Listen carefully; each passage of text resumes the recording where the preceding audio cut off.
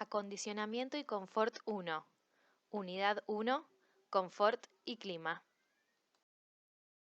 El confort es un estado de absoluta comodidad. Y si es tan difícil definir el confort es porque no tenemos nada que decir sobre el ambiente en el que nos encontramos. Cuando estamos en disconfort, sabemos perfectamente qué es lo que nos molesta: el ruido, el frío, el calor o el exceso de iluminación. La buena señal de que estamos en confort es que no nos damos cuenta. La norma ISO 7730, que es de aceptación mundial, indica que el confort térmico es aquella condición de la mente que expresa satisfacción con el ambiente térmico. Calificar un clima con este criterio es fácil cuando se trata de una persona o de uno mismo, o se encuentra en confort o en disconfort. Pero cuando hay que establecer generalidades para satisfacer el estado de una comunidad de personas, se requieren más fundamentos. Son varias las variables que repercuten en el confort térmico. La temperatura, si es muy baja o muy elevada; la humedad del aire, que cuando es demasiado seco se siente malestar en la piel y puede traer problemas respiratorios, y si es muy húmedo no permite la correcta disipación del calor y del sudor del cuerpo. También la velocidad del aire, capaz de generar corrientes que remueven la delgada capa de aire que se encuentra sobre la piel expuesta, y esto es conveniente en verano e incómodo en invierno. Y también la temperatura radiante del techo y las paredes, y de todas las superficies envolventes del ambiente en el que nos encontramos.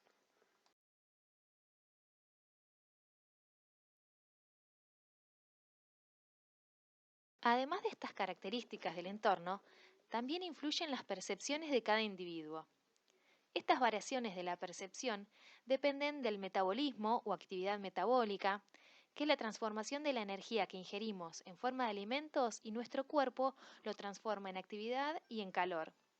También la vestimenta o cantidad de abrigo, la constitución corporal, la capacidad de regular la temperatura, que puede ser afectada por ciertas enfermedades; la edad, que también está asociada al metabolismo, que es más lento en los adultos mayores; y también el sexo de las personas. El confort es muy importante para nosotros en el siglo XXI, sin embargo, no ha sido siempre una variable a ponderar. Los primeros estudios sobre confort, desarrollados por Fanger en Dinamarca, no tenían el objetivo de hacer felices a los usuarios como nosotros, sino a mejorar la productividad de los operarios en las líneas de producción. Fíjense qué importante es la satisfacción térmica, que puede influir no solo en nuestro ánimo y en nuestro adecuado descanso, sino también en la precisión con la que hacemos nuestro trabajo. Prieto González nos dice que el confort no es un concepto objetivable, es decir, tangible o palpable, ni aislable en la probeta del técnico o del científico, sino una noción compleja, formada por capas diversas que se entremezclan: fisiológicas, constructivas, estéticas, existenciales, sociales. La historia del confort es, de este modo, una suerte de versión reducida de la historia de la cultura. Bueno, esto nos retrotrae a pensar cómo percibimos el clima de diferente manera según sea el clima de nuestra tierra o de nuestra patria, y que cuando un caribeño siente frío, un siberiano puede estar confortable, o un dinamarqués agobiado de calor, el centroamericano se encuentra perfectamente a gusto. Otro estudioso del clima y su influencia en las personas es Víctor Olgiay, que fue un arquitecto húngaro que realizó su carrera académica en Princeton, en Estados Unidos, a mediados del siglo XX. Su investigación produjo una grilla como esta, con la humedad relativa en el eje X y la temperatura representada por ese termómetro en el eje Y, y delimita las zonas de confort y, por fuera de las zonas de confort, las estrategias que se deben efectuar para alcanzar el confort. Él se refiere al emplazamiento, es decir, a intervenciones que podrían efectuarse por fuera de los edificios. La zona de confort, según Víctor Olgiay, es cuando la temperatura está entre 20 y 26 grados Celsius y cuando la humedad relativa es de entre 20 y 80%. La humedad relativa es la proporción de gramos de vapor de agua por kilogramo de aire seco, y por eso se mide en porcentajes, porque es una proporción. Como ven, las personas somos mucho más sensibles a la temperatura que a la humedad, donde el rango de confort es más amplio. Esta zona de confort ideal va a representar a un individuo que está en reposo y a la sombra, como se ve en el dibujito. Esta zona de confort podría extenderse por fuera de este polígono si se modifican algunas de las características del clima o del entorno. Por ejemplo, en un sitio donde la temperatura es menor a 20 grados, es decir, menor a la temperatura de confort, se podría alcanzar confort térmico aprovechando la radiación solar, por eso se ve el esquemita de un sol. Si por el contrario el calor es excesivo, con más temperatura de la ideal, más temperatura de la que entendemos por confortable, lo que vamos a necesitar es para alcanzar el confort es viento, corrientes de aire que barran ese sobrecalentamiento. Si el clima se ubica hacia la izquierda del esquema, donde la humedad es más baja, también se va a requerir humidificación, ya que en climas secos una estrategia posible es añadir agua para que el calor la evapore, gastando ese calor en ese proceso y en tanto, bueno, refrescando el aire.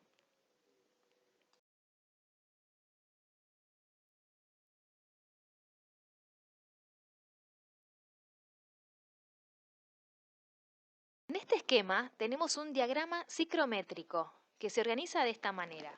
En el eje de las X tenemos la temperatura seca y en el eje de las Y la humedad específica, que es la cantidad de agua que posee una mezcla de aire. Y las curvas representan a la humedad relativa. Como dijimos anteriormente, la humedad relativa es la proporción de gramos de vapor de agua por kilogramo de aire seco. Este esquema nos permite apreciar cómo la humedad relativa depende absolutamente de la temperatura. Una misma mezcla de aire con una cantidad constante de humedad va a tener distinta humedad relativa según sea la temperatura de la mezcla.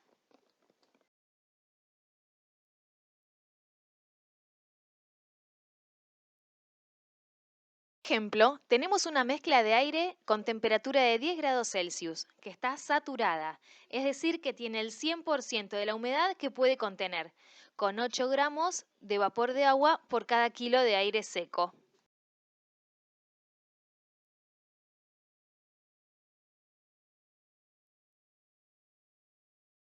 La misma mezcla, que está confinada en un globo cerrado de manera que no haya ningún intercambio de agua, la voy a calentar hasta llegar a 25 grados Celsius. Como no entró ni salió vapor de agua, sigo teniendo 8 gramos de vapor de agua por cada kilo de aire seco. Sin embargo, la humedad relativa, que era del 100%, ahora es del 40%. Esto nos indica que el aire más caliente tiene mayor capacidad para contener humedad.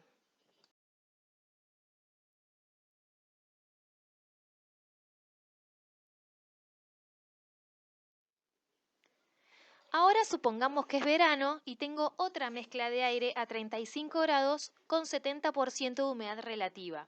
Y puedo leer en el eje Y que la humedad absoluta es de 25 gramos de vapor de agua por cada kilo de aire seco.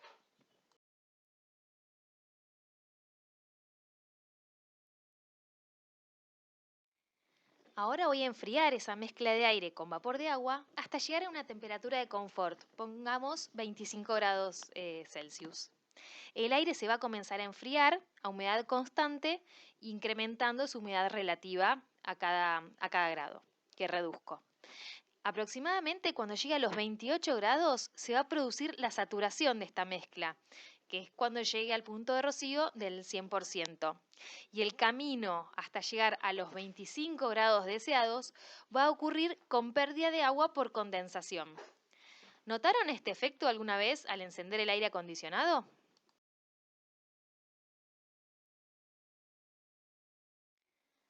Utilizando el principio del diagrama ciclométrico, Baruch Giboni, otro estudioso del clima y del confort, desarrolla un mapa de zonas donde indica cuáles son las estrategias bioclimáticas que deberían utilizarse para extender la zona de confort. El diagrama se utiliza de la siguiente manera. Se recolecta información de temperatura y humedad relativa media de cada mes del sitio donde se vaya a emplazar el edificio. Se marcan 12 puntos, uno por cada mes, cuyas coordenadas corresponden a la temperatura, que busco en el eje X, y la humedad relativa, que la busco en las curvas. Al unir los 12 puntos, obtengo un polígono que va a estar superpuesto a alguna de las zonas que describe Giboni. Si no corresponde a la zona de confort, me indicará cuál es la estrategia que necesito utilizar para alcanzarlas.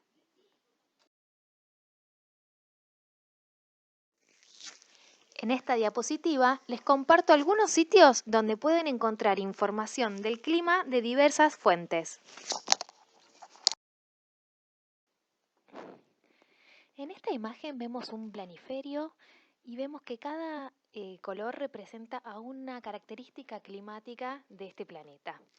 Esta clasificación la hizo el científico ruso Köppen hace mucho más de 100 años, en 1884, lo que lo convierte en un absoluto pionero.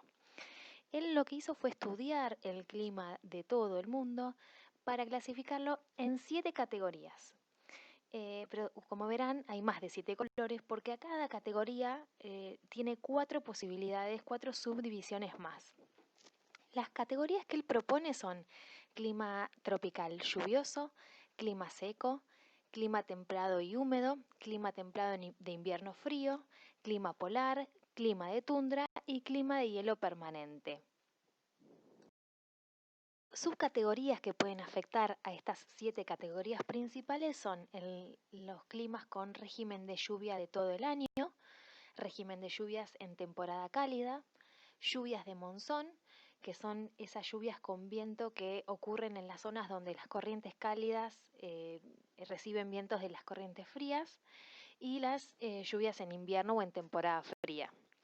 Entonces, si tuviéramos un cuadro de doble entrada como este, tendríamos estas 28 categorías de clima con la que Köppen describe a todo el planeta.